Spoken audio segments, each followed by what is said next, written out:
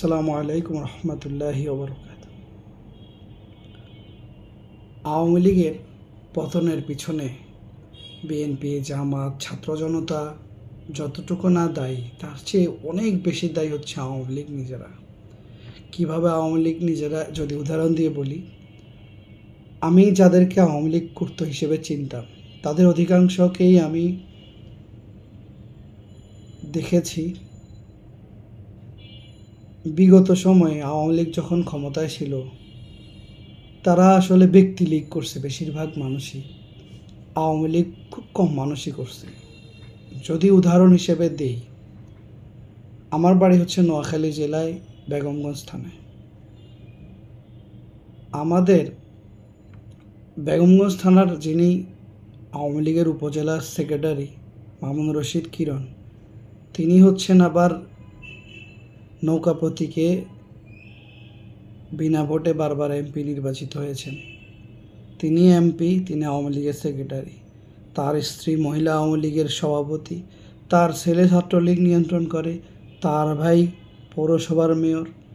অর্থাৎ যত লাভজনক পদগুলো আছে, সমস্ত পদগুলো একক পরিবারের দখলে চলে গেছে।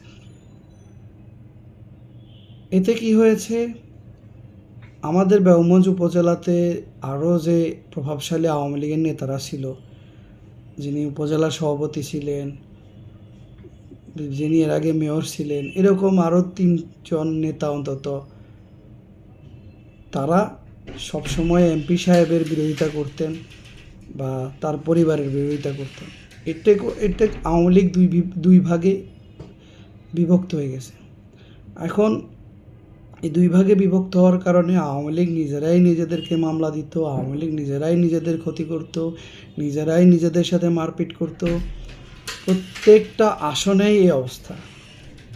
আওয়ামী লীগ একটা রাজনৈতিক দল, এই দলে প্রত্যেক উপজেলায় অনেক মানুষ আছে, তাই না? এখন একটি উপজেলায় শুধু একটি পরিবার যখন নিয়ন্ত্রণ করে, তখন স্বাভাবিকভাবে তাদের বিরুদ্ধে একটা বিদ্রোহী গোষ্ঠী সৃষ্টি হয়ে যায়।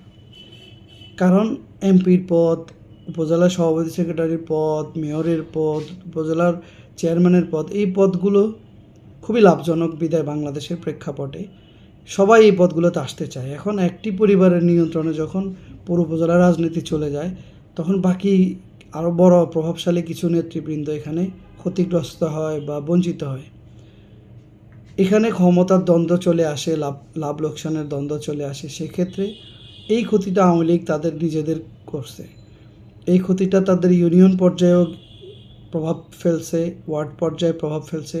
আওয়ামী লীগের কেন্দ্র থেকে তৃণমূল পর্যন্ত এত বাজে গ্রুপিং ছিল ওদের ভিতরে।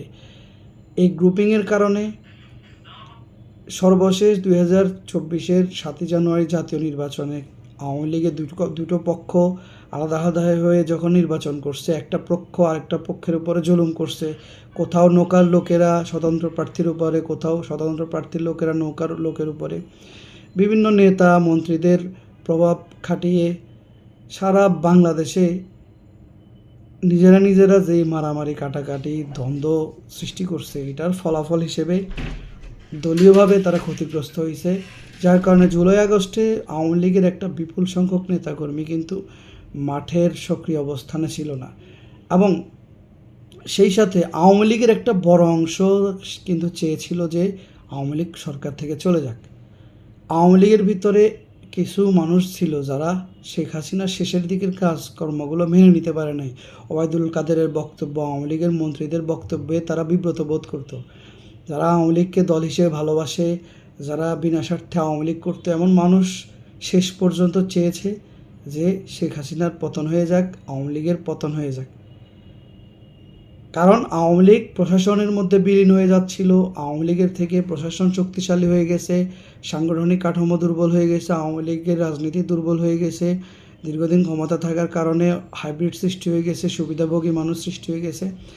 এই জন্য আমি মনে করি আওয়ামী লীগের পতনের জন্য যত না বিএনপি, জামাত, ছাত্র জনতার দায়িত্ব বা ভূমিকা, তার চেয়ে অধিক পরিমাণে ভূমিকা হচ্ছে আওয়ামী লীগের নিজেদের ভিতরের গ্রুপিং, কোন্দল, কাউকে বঞ্চিত করা, কাউকে অবহেলা করা, সর্বশেষ মানুষের উপরে জুলুম নির্যাতন করা।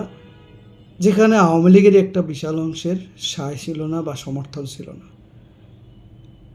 আশা করি আওয়ামী লীগ দল হিসেবে রাজনীতি যদি বাংলাদেশে আবারও কখনো করে, তারা যেন তাদের এই ভুলগুলো শুধরায়, তাদের ভুল থেকে যেন শিক্ষা নেয় এবং তারা যে ভুল করছে, যে অন্যায় করছে, সে অন্যায় এবং ভুলগুলো পুনরাবৃত্তি যেন বাংলাদেশে না করে এবং তারা যেন তাদের ভুল বুঝতে পারে।